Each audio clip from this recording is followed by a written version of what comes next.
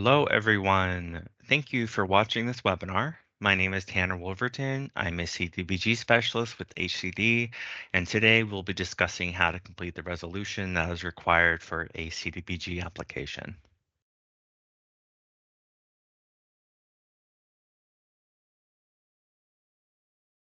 A resolution is a major requirement for all CDBG applications as it gives the applying jurisdiction the authority to submit the application and enter into contract with HCD. Applicants must submit an authorizing resolution using the department-approved form. This designates a person or persons as an authorized representative to sign and submit the application for CDBG funds, execute a standard agreement and any amendments thereto, and submit requests for funds and other required documents.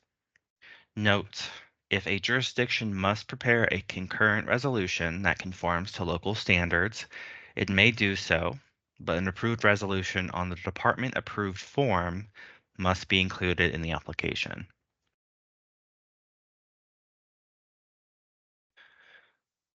Authorized representatives for cities and towns. California Government Code Sections 40601 and 40602 require the mayor or mayor pro tempore to sign any written contracts and conveyances. The mayor or mayor pro tempore must be the authorized representative in the resolution for execution of the standard agreement, unless the city or town has an ordinance, municipal code, or city-town charter provision that delegates this authority to another officer. A copy of the ordinance, municipal code, or city-town charter provision reflecting this delegation must be provided with the application if exercised. A note here is that the mayor need not be the authorized representative for signing and submitting funds requests or submitting the application to HCD, only for execution of the standard agreement with HCD.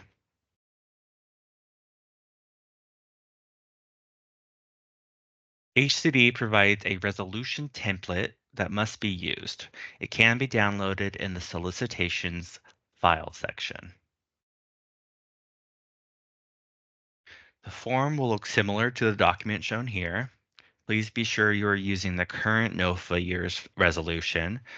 In the resolution shown here, there are 6 sections, a vote count and signature field, and an attestation field for the jurisdiction's clerk. Before the next slides, I'd like you to notice the italicized text with dot underlining. Here and here.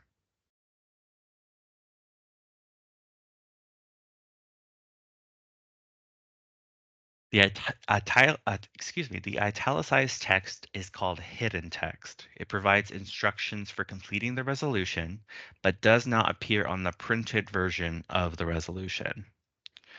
If you cannot see the hidden text, you can navigate in Word to the Files tab, Options, Display, and then select the Hidden Text option. If the hidden text is appearing on the printed resolution, you can navigate to the same page as above and then ensure that the Print Hidden Text option is not selected. You can see a screenshot of the options field on the right of the slide here.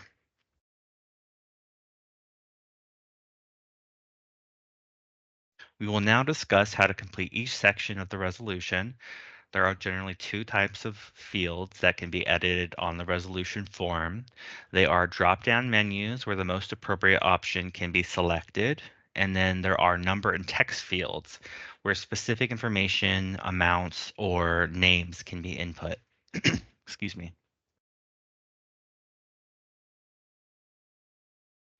Section 1 of the template identifies the applicant jurisdiction, the amount of the request, and for which specific activities in the table below.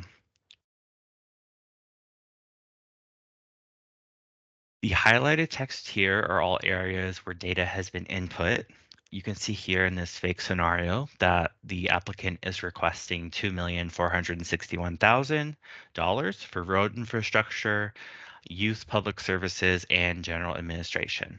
And note you can use 7% of the total activity request as general administration. If you are requesting to use general admin, please include it in the resolution table at the bottom there. The total of these activities must equal the same as the amount included in the text of section 1. So both the table and the text in section 1 equal $2,461,000. Moving on, sections 2 to 4. Section 2 indicates the amount of program income that may be used as part of the award. Many times this amount is underestimated, which can require an amendment if a jurisdiction wants to use more than the stated amount on the resolution. Therefore, it is best to overestimate the amount if you plan to use program income. Section 3 states that the jurisdiction has complied with all state and federal requirements in development of the application. And Section 4 identifies the authorized representative that may submit the application to HCD.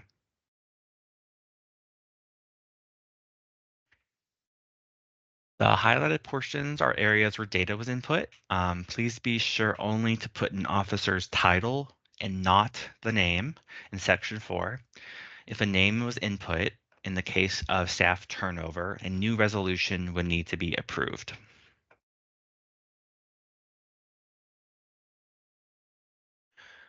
Sections 5 and 6. Section 5 designates an authorized representative to execute the standard agreement with HCD.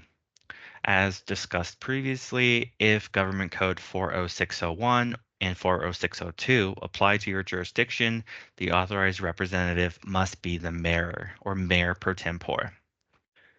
Section 6 designates an authorized representative to sign and submit funds requests and any other documents required by the award.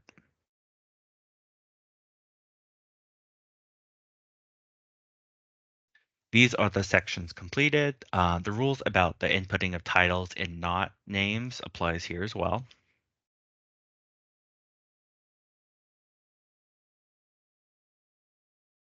Next, we have the vote count and signature section. This section is about the meeting information where the resolution was approved, the number of votes for ayes, noes, absent, and abstain, as well as a signature field for a member of the approving body to sign.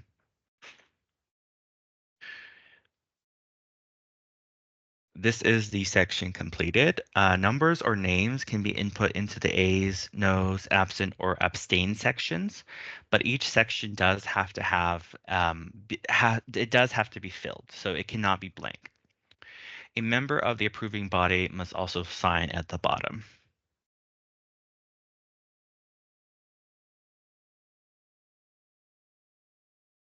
The next section is the attestation field for the jurisdiction's clerk. The attesting officer may not be the same person as any of the authorized representatives.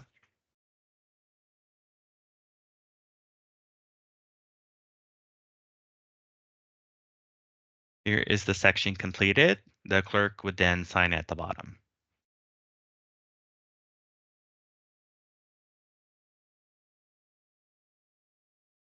Along with submitting the completed resolution with the application, screenshots of the persons occupying each position named as an authorized representative in the resolution must also be provided. For example, if a mayor or city manager was authorized, you would provide a printout similar to this image.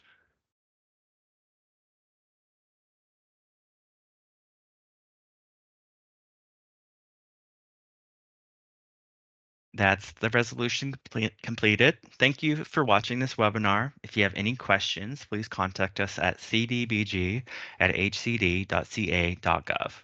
And please also consider following us on social media, Facebook, Twitter, and LinkedIn. Thank you, everyone.